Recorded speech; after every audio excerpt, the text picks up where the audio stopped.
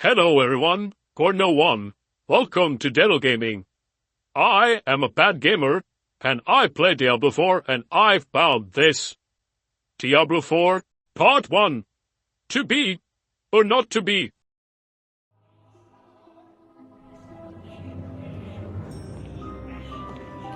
The year is 2000, and we're all getting goosebumps by the sound and chill of the Oplay cinematic. We are all mesmerized by the dark and mysterious atmosphere, where we see the Wanderer and Marius. Wait, proscript. This is the inspiration. Here we go.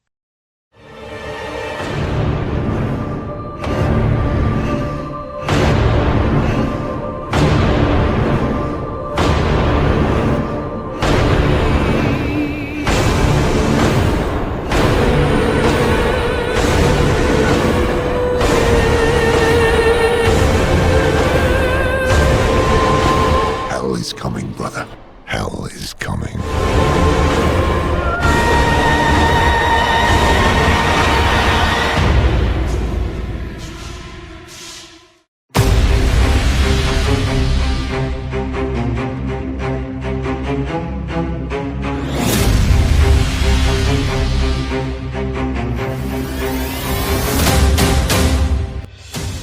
Play this awesome MMORPG. The game with a seasonal event makes the game good or bad and not its core gameplay. Enjoy the awesome adventure in this massive open world.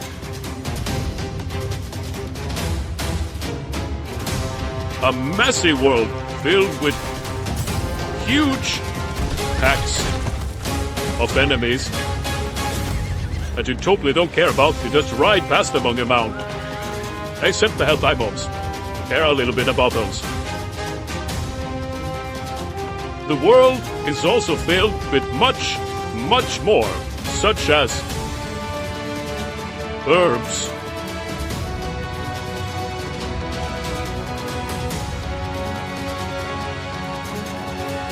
ores,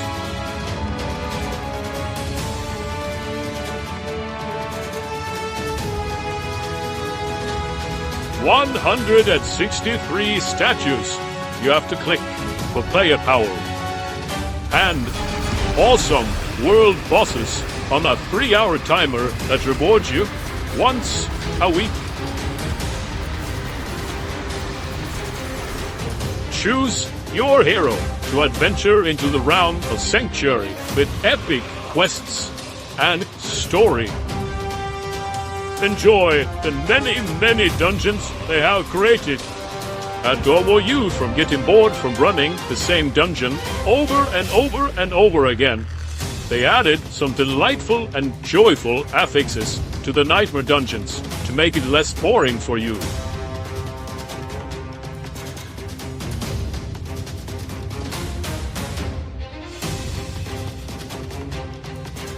I would personally give a special shout out to the affix Thunderstorm. I didn't know how empty my life was without this in my life, so thank you, Blizzard, for filling this hole in my life. My life is now complete.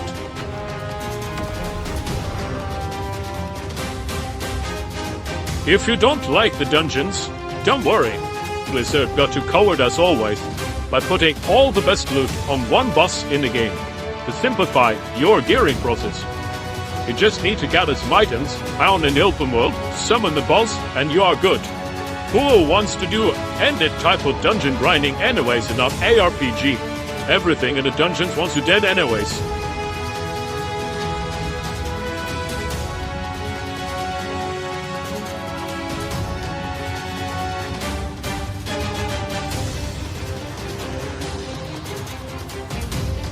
If you somehow manage to survive and finish many dungeons and kill many bosses for awesome loot,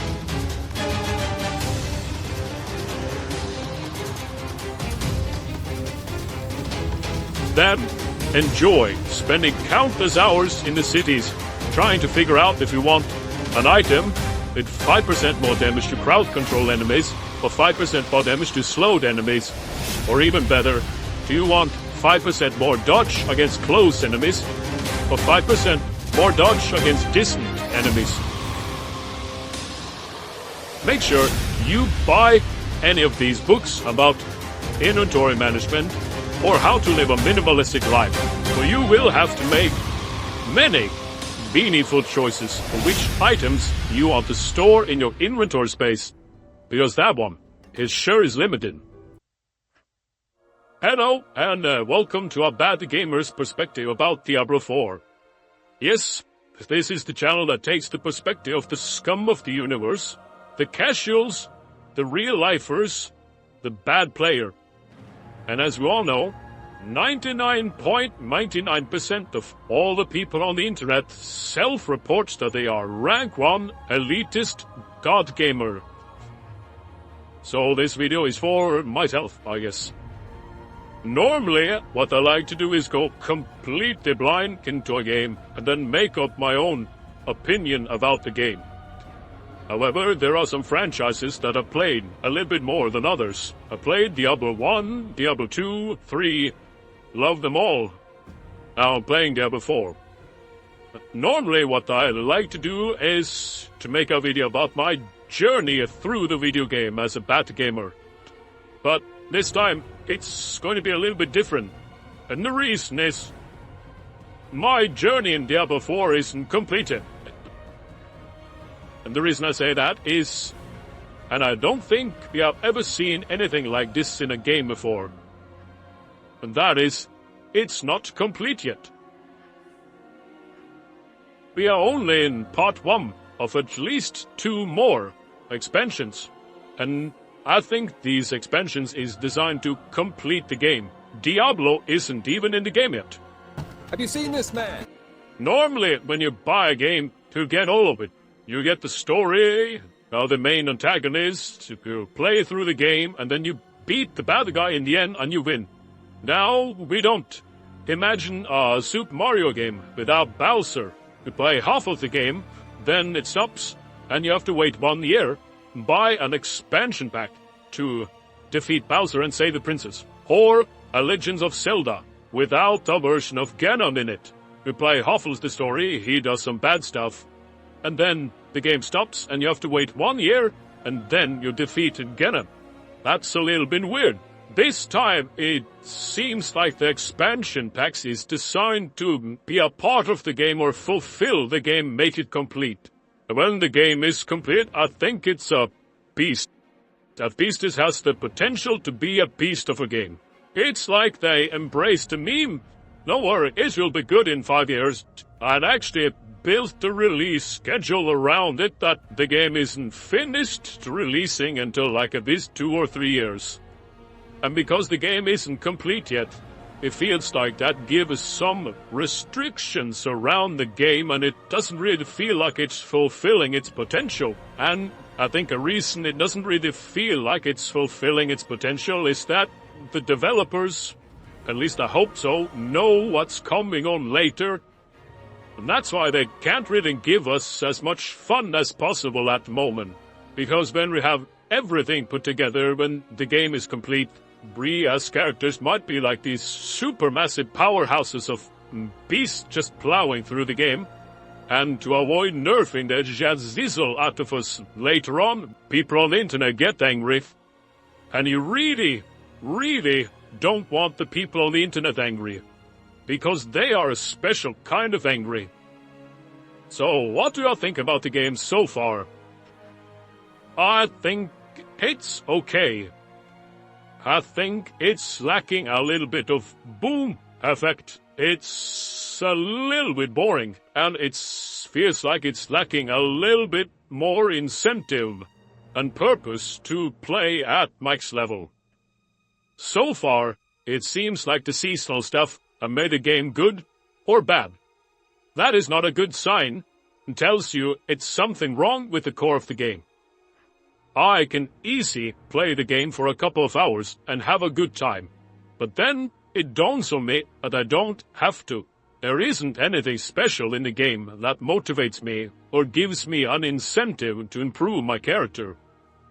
Had there been a ladder system or some form of scaling for like the bosses, that you have to beat Lilith at level 119 before you can try and beat her at level 120, and beating her at level 120 gives you the biggest sausage in the universe. That would give you a reason and motivation to improve your character.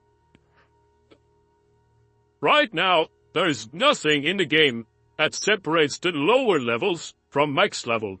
There is nothing you can do at the lower levels that you can do at level 100. It really needs something that you can only do at level 100 that makes you look forward to getting to level 100 and something you want to progress through. And now I would like to break it down into small bits and pieces, starting with the atmosphere, the graphics, the general look and feel of the game. I think that is top-notch for a Diablo game. I really like it. Then, it's the story, and the storytelling and how that is told. I think it's amazing. I really, really, really like it. I think this is, for a Diablo game, the best way to tell a story, maybe the best feature in the game. It's a little bit sad. In terms of classes, I think the selection you have to choose from is just fine. Each class has a couple of different ways to play, and there should be something for everyone to enjoy or find a playstyle they enjoy. I'm pretty sure they will add at least one more class later on. The class skills. You definitely don't need to read a guide to figure out how to make a build. The layout is pretty easy to understand. You can read about ability in the game. You can see the next abilities. You can just read here and plan where you want to spend your points to make your own build. However, I will be honest, there isn't really that many choices we have at the moment. But if you look at it, there is a lot open room, a lot of space here. Don't you think they're going to add more here? I think so. And please, don't be passive, boring stuff like plus 5% more crit or plus 5% more damage to critical strikes. Have an effect on how the spell works. Please. Next up, bag space and inventory. I think this is a disgusting decision to have such a low amount of inventory slots or bag space. Yes, it worked 20 years ago, but not in 2023. They built a system where you can transfer legendary powers from one item to another. So you want to store a couple of highly rolled legendary powers. That makes more items actually valuable. That's a good thing. But where do you store them? In your inventory. If you want to play different builds, where are you going to store them? In your inventory. If you're playing different classes, where are you storing them? In your inventory.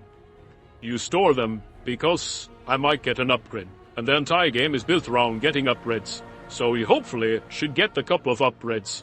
And it's actually give you an incentive not to play different builds of a character.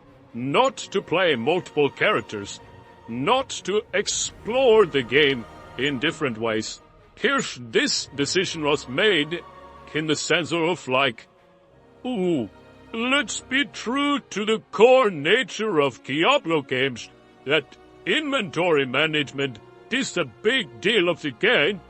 And no, wrong mentality, that is not the core of a Diablo game in 2024. The Paragon point system. This is an incomplete system. We are limited to 200 points at the moment. I think in the future, this system will be expanded upon and increase the number of points, and then maybe the system will be more significant. Then there's the glyphs. This is the same as the Paragon system. It suffers from the limitations that we have in the number of Paragon points we have. These systems are linked. I also think they missed a really good opportunity here, making something cool, but they went the boring way. It's now passive minor effects. I wish they could have gone for changing the spells or giving effects to the spells. And in that way, we can combine different types of spells and gain a different effect. And then we can customize our gameplay a little bit more. Next up, let's talk about dungeons, nightmare dungeons, walls, and the gauntlet. I think the dungeons is okay as well. They will add more in the future. I think the ethics system is okay. I don't play the game for 8 hours a day, so for the couple of hours I play the game, they give a little bit of variety, honestly. Some are more annoying. I hate the thunderstorm, but that's just me. I also wish that there was some ladder system or something like that for the dungeons.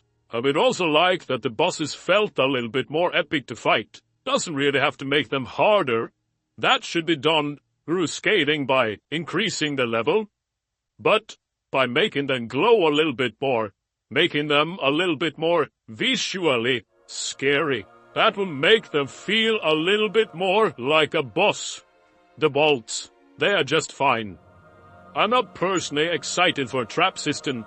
I personally don't think it works really well when you attack and move with the same button. When there is a lot of enemies running around and you have to move, you might misclick and attack instead of moving, and with the traps going off, you want to move to these exact spots. I'm fine with moving away or out or something, but moving to this exact pixel is not so exciting for me. But again, it's a skill issue. The only thing I feel about the vaults is that they feel more punishing for being a melee DPS and a ranged DPS. With more stuff on the ground, is more stuff the mobs can stand in, and less places where I can stand. If I'm ranged, I can do damage no matter where I stand. If I'm melee, I have to be close to the enemy. I don't like that feeling, but it is what it is. The gauntlet. It would most likely be more appealing if it was released at the start of the season, so people started at an equal footing. However, if they're going to keep the level of mobs fixed, it will most likely mean that you can outgear it at some point and one-shot the mobs. At that point, I don't think it will be that fun anymore, because then you are chasing tenths of seconds. And optimizing your movement abilities, if you're an engineer in a Formula 1 team, you will love this. However, I think it would be more exciting to chase higher and bigger numbers. Let's say you are stuck at level 63 or something, and maybe you get some item upgrades or you optimize your damage a little bit, and then you beat that level. That feels really, really, really good. It's almost like a sausage grows in real life. Now you also have some motivation to push for the next. Instead of chasing how you can go faster or optimizing your movement abilities, now you're chasing bigger numbers. I'm not saying it's not room for both systems in the game, which it sure is. Then, the items. This is recorded before they did the item revamp. I will not check out what they are going to change about the items. I want to be blind and discover it in the game and then make an opinion if I think it's good or not, or at least better than what they have now. Right now, I don't really like the itemization, and it's something that they are going to change, which is a good thing. I really like the idea that they did not go on making set items in Diablo 4. I think the set items limits character customization unless they make like 100 sets, which they won't. Now, with just items, you can add so many cool items that generate a ton of different playstyles and builds for the players. It's really only the limits of the imagination that's in the way. Have they done that so far? Not yet, but I have faith that it's coming. The potential is there.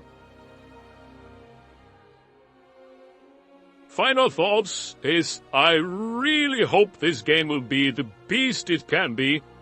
I see massive, massive potential in the game to be really cool, really good. I think it's a really, really brave decision by the creators to planning this release schedule that they have by splitting the game up, but they really, really have to get it right. I will leave you with the words of the game director of Path of Exile 2, Jonathan Rogers, and he said something that cannot be more true about these types of games. So, goodbye, Internet.